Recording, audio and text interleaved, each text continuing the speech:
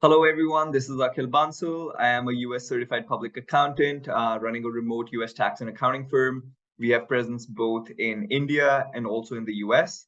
And today we are going to be discussing about, should you open a LLC or a C corporation in the US if you are a non-resident alien? For example, a lot of my clients are from India and from other parts of the world who want to expand their businesses into the US market. So, as a non-resident person who's living outside the US, should you open a LLC or a C corporation? So, today I'm going to answer some of those questions for you.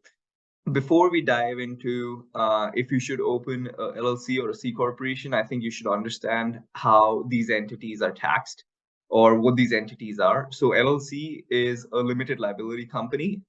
It's a disregarded entity for tax purposes, which means that it itself doesn't pay any taxes. The owners do. So think about LLC almost like a sole proprietorship, so that you're running it yourself. All the income is going to flow down to your individual name. So you'll have to eventually, file the taxes and report all the income under your name and pay the taxes there, right? So that's basically LLC.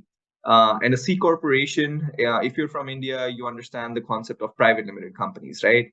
So a C corp is exactly like a private limited company. It is a US resident entity, which means it pays its own taxes, it files its own returns. In the US, the corporate income tax rate is 21%. So C corporation, whatever the net profit is of the C corporation, you end up paying 21% in taxes to the US government. So now that you understand, what a LLC is and a C corporation is, we can dive into, what's the best entity structure for your particular business. So to cut it short, if you are in a service-based industry, right? So if you're providing services, for example, bookkeeping services, accounting services, digital marketing, or IT, coding, consulting services. So all of this falls under the service, umbrella. So if you're providing services from outside the US, and if you're going to be living, say, in India, providing services from India, if you don't have any physical presence in the US, you can definitely go ahead and form a LLC.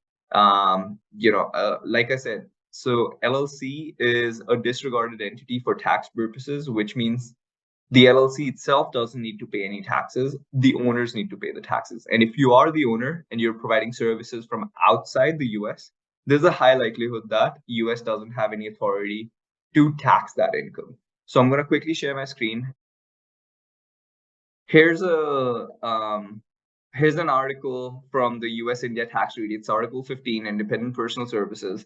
It clearly states that any person who is a resident of a contracting state and performs professional services in another contracting state, so resident of India performs services in the US, shall be taxable only in the first mentioned state, which is India, unless the person has, say, for example, a fixed base in the other country, which is the US, or he decides to stay in the US for more than 90 days, right? So this shows that even the US India tax treaty kind of supports the same argument. And like we had discussed, an LLC is a disregarded entity.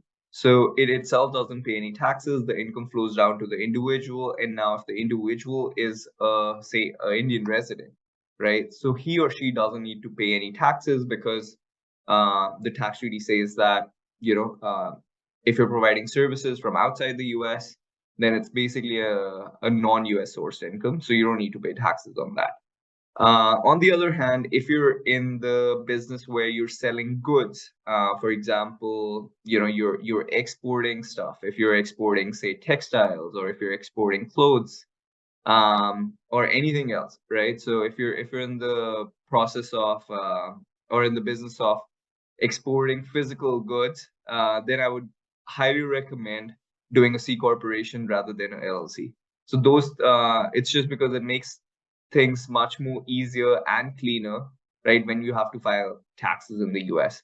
So the US company can easily import stuff from the Indian entity, and then, the US customers are going to pay directly to the US company. Then the US company can basically send the money back to the Indian company as cost of goods sold. So say if the US company makes $100, it sends back, say, $90 as cost of goods sold. So you only have $10 of profit in the US, 100 minus 90, and then you end up paying only 21% in taxes on the corporate side. So, 21% of $10 is, $2.1.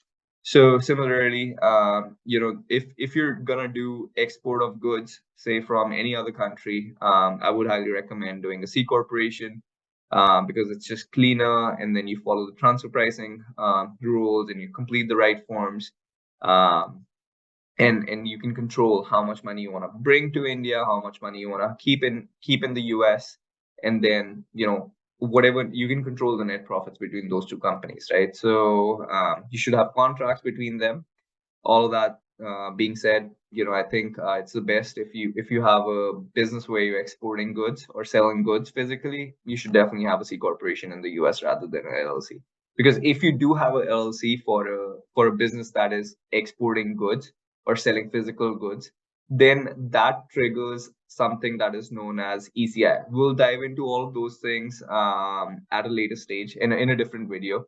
But if you have any sort of physical presence in the US, for example, if you're storing inventory, if you have employees there, warehouses there, or anything in that perspective, then the US can tax you on that income. So which means if you have a LLC and you're doing all of these things under a LLC, then you will also need to file a personal income tax return in the US, because like I said, LLC doesn't pay any taxes. Who needs to pay the taxes? The owner. So if the owner, now this will trigger a personal filing requirement. So you'll have to end up filing a 1040 NR. So now there's a lot of complications with that, because you don't have a ITIN, you don't have a social security number probably. So you need all of those things also to apply to file a personal income tax return. So the compliances just increase, because you have to file a LLC return, then you'll have to file your 1040 NR. So all of those things, if you're gonna do LLC for a goods-based business, right? So I hope this makes it clear. Right, so LLC for service-based businesses, C Corp for any business that involves export of goods, or if you're selling physical products in the US. I hope it helps.